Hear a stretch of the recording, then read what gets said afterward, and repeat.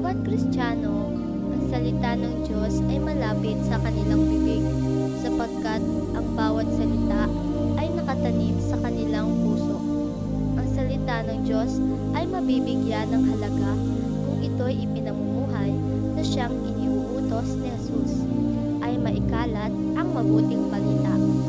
Kaya malinaw ang sinasabi sa Isaiah chapter 6 verse 8. At narinig ko ang tinig ng Panginoon na nagsasabi, "Sino ang susuguin ko? At sinong yayaon sa ganang amin?" Nang magkagayoy sinabi, "Narito ako, suguin mo ako." Kaya ang bawat Kristiyanong nakatatanggap ng salita ng Diyos ay dapat humayo at ipahayag ang mabuting balita, sapagkat ang bawat Kristiyano ang pinili ng Diyos. Kaya kapatid, huwag tayong tumigil sa pagsunod at tuparin ang kalooban ng Diyos.